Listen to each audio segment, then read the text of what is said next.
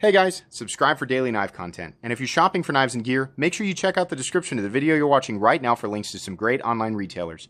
There's also individual links for knives that I personally recommend. Thanks! What's going on YouTube? Metal Complex here, and today I've got a really cool knife review slash knife overview to share with you guys. This is the Benchmade Mini Osborne, in this case actually the 945BK-1, basically a tiny 940. You can actually find this knife. It's available right now. You can check out the link in the description for this version, and then there's also the classic green aluminum and satin version available now. I'm hoping there'll be more versions available in the future. Very cool. This was sent to me by Triple E EDC on YouTube. Please check him out. Go to his YouTube channel, subscribe. Very cool. Very happy that he sent this in. Also want to thank my generous patrons who are supporting me right now. You can find my Patreon link right down in the description. Your support would mean the world to me. And please follow me on Instagram at metal_complex. Let's go ahead and get a measurement of this guy. This is absolutely a tiny 940. Coming in at 6.75 inches overall. And the blade length is coming in absolutely under 3 inches, which is great for a lot of people. Cutting edge is coming in at 2.75 inches. Let's go ahead and do some size comparisons up against the Ontario Rat Model 1 and Rat Model 2. You can see here that even the Rat 2 is quite a bit big. Not crazy bigger, but definitely bigger than the 945. How about up against the Spyderco family, the PM2 and Para 3? Both knives absolutely substantially larger than the 945. And last but not least, some Benchmades, or Benchmade-esque, one Benchmade-esque knife. The Benchmade Griptilian, or in this case the Ritter Hogue, and its little brother, the Benchmade Mini Griptilian. Very similar in overall length to the Benchmade Mini Griptilian. It is a little bit shorter, and it's not quite as chunky. Even though the Mini Griptilian is not a chunky knife, right? There you go. Let's go ahead and do a hardware check. Get out my tools as per usual. Tools very recommendable. You can find them down in the description. They are also very inexpensive. I'm going to say that pivot is likely a T10. Great. Unfortunately, all the other screws are T6, which is something that Benchmade loves to do. There's quite a few of them. One in the middle, and that's because we have a little cartridge liner in there. They've got two on the back, holding in the back spacer, and then a bunch on the pocket clip. So not that, I mean, 1, 2, 3, 4. 1, 2, 3. Yeah, so there's 4 on each side. And the axis lock knives are not fun to take apart either. I also wouldn't recommend doing that. I'd recommend just leaving it alone. But if you have to take it apart, you're going to have to deal with T6 screws, and you're going to have to deal with a lot of them. So make sure you've got a place to put them, and make sure you've got heads that are quality. Make sure that they are sunk as far in as you can possibly get them, because, man, these things like to strip, and there's nothing more frustrating than that. Let's go ahead and do carry profile. So thickness up against the Spyderco Para 3. You can see here it's not thick. It's actually quite a bit thinner than the Para 3. Go ahead and put it up against the PM2 and Para 3 for height and length. Yeah, this is just not a cumbersome knife. Length and height, it's small. It's smaller than the Para 3. And the Para 3, I'd say, is pretty convenient to carry. So there you go. Not going to be a big deal. On the inside here, you can get my flashlight down in the description. We have a small steel cartridge liner. And then we've got, you know, the scales are made up of 2 different colored layers of G10, black and blue, which is pretty cool. We're going to talk more about that. Blade stock thickness on this guy. Go ahead and get my calipers out here real quick. I'm going to say this is probably thinner than the original 940. Yeah, so there you go. Not a thick blade. Not by any stretch of the imagination. Let's go ahead and weigh it. I'm going to guess this thing is going to come in ultra lightweight, and that's just fine. 2.01 ounces. My mini bug out weighs less than that. I don't care. Yeah, ultra lightweight. A great compact EDC size. The 940, obviously a legendary EDC design. If you don't know, the 940 is factually considered one of the greatest. Like, if you, I'm saying, like, if you look back at, you know, the knife community over the last decade, you'll find that consistently the 940, the larger version, is named as one of the greatest EDC folding knives of all time. A smaller version of it is definitely going to appeal to a lot of people. This is, no matter how you look at it, this is an easy knife to carry. It's going to be a convenient knife to carry, and yeah, the overall profile is nice. Let's go ahead and talk about some of the other elements here, because this is shorter, so a bunch of things change. This version is in G10. Now, I like aluminum. Sometimes, you know, when I found that, like, when you get down to a certain thinness of things, certain profile, like, for example, the Benchmade Bug Out and Benchmade Bailout. I definitely don't like the Grivery versions. The G10 versions are okay, but I found that, like, in the case of the Bailout, the aluminum one is actually the one I prefer the most. In this guy, because of the profile and thickness of things and how they did the design, I actually prefer the G10 over the aluminum. Right, so I don't have it's not a perfectly consistent preference for certain types of materials. It just depends on the design. In this case, it's the same with the 940. I like the G10 version, the one with the green standoffs. I like that version better than the original aluminum one. I also really like it when Benchmade does blue and black together, because it's not just the light, guys. It seems like it glows. I mean, it's awesome. It's kind of in between. It's like an indigo blue, and it's glowy, or at least the illusion of that is there, right? So I like that a lot. The edges are all nicely knocked down. Ergonomics on this guy, so they're good. They feel like a 940. If you've got hands like mine, your pinky's gonna fall off the edge. It's not like Benchmade was like, oh gosh, I sure hope, you know, let's design. I sure hope Metal Complex can get a 4-finger grip on this. No, not right. It's just a preference thing. So for me, I like to have a full 4-finger grip on a knife. But for a lot of people, I'm going to guess the vast majority of people who are interested in this probably don't care about that. They're probably just going to be happy that it's a teeny tiny version of the 940. And perhaps a more legal version of the 940 if you live in an area where you just can't carry the original because of the length, right? So, okay, that's fine. As far as the lock-in, though, yeah, I'm pretty comfortable, right? It's not like, oh my god, out of this world, right? But it's good. I mean, I'm comfortable holding on to this knife. And if I had to use it, yeah, I think I could bear down on it a little bit. It's not the type of knife I'd go out and really beat on, but yeah, I'm happy with it. Axis lock is great. Golly, that thing is crazy smooth. People have, you know, over the years, and I've even made comments of questionable, you know, fit and finish from Benchmade. Here lately, I've been saying this for months. Yeah, here lately, Benchmade has seemed to do a really good job in the fit and finish department. Action seems better, lockup seems better, centering seems better, right? All feels pretty good.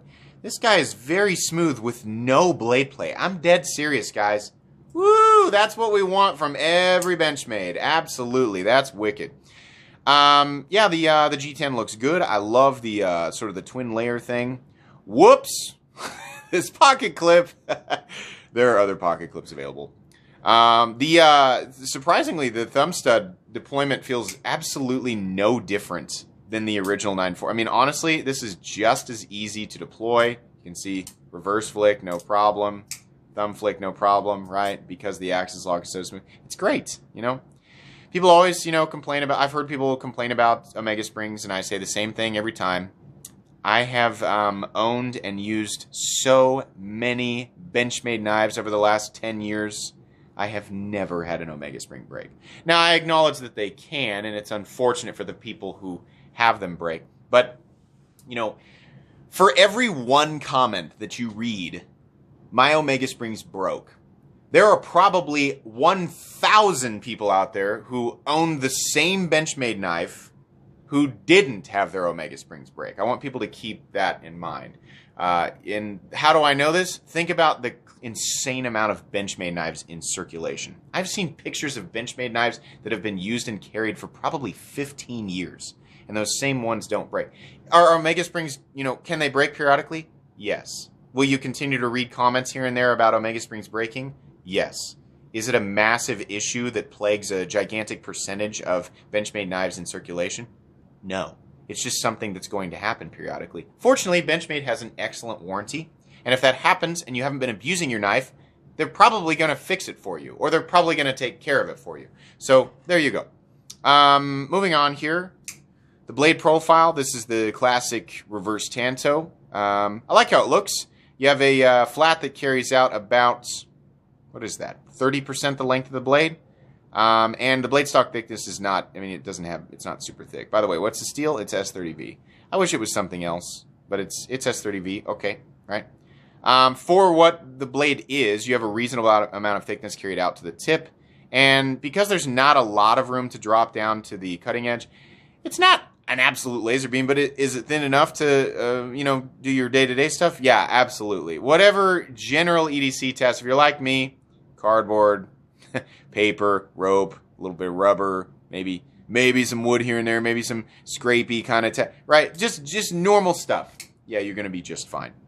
The grind looks good on both sides. I don't have a complaint with that. I also like what I assume is sort of a Cerakote. It looks good. It feels good. It's not going to create a lot of drag. Like the Benchmade logo over here, not all of them are going to say first production. This one just is, so normally we're just going to see this, and that's fine. I don't have a problem with the Osborne boomerang deal there. It looks good. Feels good. Don't have an issue with it.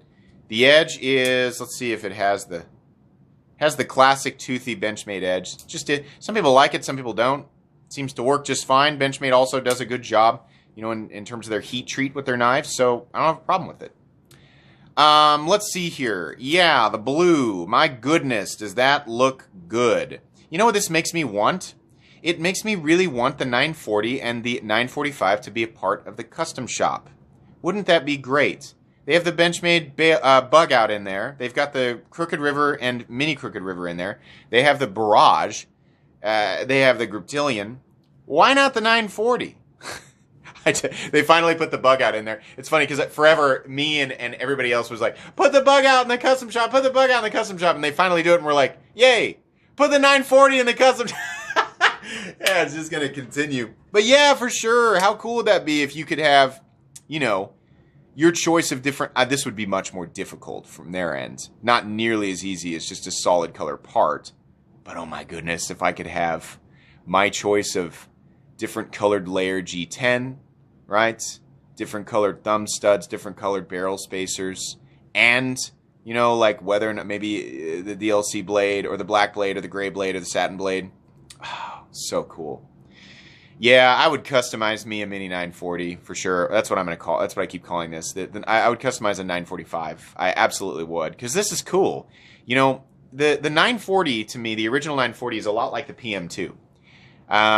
I owned a different version of the PM2. I've actually owned the PM2 3 different times and the 940 3 different times. I owned an original 940 in, well, not actually. I think the first 940 was in 154 CM before it was in S30V. And yeah, I owned that. And then I owned another one in S30V and then another one in S30V, the G10 version. I love that knife, but I've honestly just kind of grown away from it. I'm like, the 940 was a great design. I don't have any sort of passionate lightning for it anymore, and so moving on. The small version kind of breathes life back into it for me, and honestly, so did the automatic version. I thought that was really cool. So yeah, the pocket clip is very, very functional. It just is phallic. So a better clip for this, honestly. I don't know why this didn't come with this clip. I'm not complaining. The clip does work, and there's nothing wrong with it. It's actually a good functional design. It's just not my favorite aesthetic design. This clip makes way more sense on the little 940. Right? It absolutely makes way more sense. The bug-out clip. Excellent pocket clip there. But this is fine. 3 holes, right? It has the continuous rise. That means it'll rise to meet whatever thickness of pocket seam you're dealing with, which is great. And the G10 is smooth, so in and out of the pocket, yeah, it's a dream. No problem. These all have D-shaped pivot barrels. That means no free spinning stuff, right? This 945 is dead centered, and I mean it. There is no blade play. There is no blade play. This runs on phosphor bronze and is silly smooth. That's great. I love this. Really, really cool. So what can I complain about here? Well, it's little. So for people like me who prefer a full 4-finger grip on this guy, you're going to find it lacking in that department. But it is intentionally designed to be small, obviously, right? So yeah, the pocket clip isn't my favorite looking pocket clip in the whole world, but it does work, right? what do these come in at? I want to say these are, what are they, $160 to $170. This is a US-made knife, S30V. I kind of wish they would move away from S30V, you know, and do something. A lot of Benchmade's new stuff came out in crewware. Maybe S30V makes more sense for this geometry. I don't know. It depends on who you are, what you're doing with your knife. I just like to, I don't know. I want this to be either 20 CV or something different. If this was 20 CV and they wanted 160, 170, I'd be like, hey, great. It's S30V. I'm like, S30V is a great steel. It's very well rounded. A little tougher than CPM 20 CV, but 20 CV's got it in corrosion resistance and edge retention. Can I recommend this knife? Yeah, definitely. Despite the stupid little YouTuber, you know, YouTube knife reviewer critiques. Can I recommend it? Yeah, this is awesome, and the black one is super cool. Blue and black. This is excellent looking. I love this. I'm really happy to see that the quality seems to be getting consistently better with Benchmade knives. Love it. Expect to find copious amounts of comments about Omega Springs down in the comments section. I'm sure that'll be down there. That's fine. I've got 50 other Benchmade videos where, you know, I hear that as well. But seriously, coming from somebody who has continuously used these two, whether or not they get carried or used, I fire them every single day in multiple reviews. For the last, think about how many times they're used as size comparisons, right? Think about how many fires that is. Every single day. I'm serious. Don't be afraid of the Omega Springs. If they break, Benchmade will take care of you. It's another good reason to spend a little bit more money on a Benchmade. They have excellent, they do excellent warranty work, and they have an excellent warranty. Thanks again to Triple E EDC for sending this guy in for review. Very much enjoyed it. You can check this guy out as well as Benchmade knives in general right down in the description, so be sure to check those out. Please be sure to follow me on Instagram as well. Guys, that's going to be pretty much it. If you enjoyed this video, please leave a like. If you'd like to check out my other content, I do, of course, have lots of videos of knives that are either expensive or inexpensive that I do or don't like, so check those out. And if you enjoy all my content, go ahead and click on that Metal Complex logo right there and subscribe because there's definitely more coming. Thanks again for watching, everybody, and have a great day.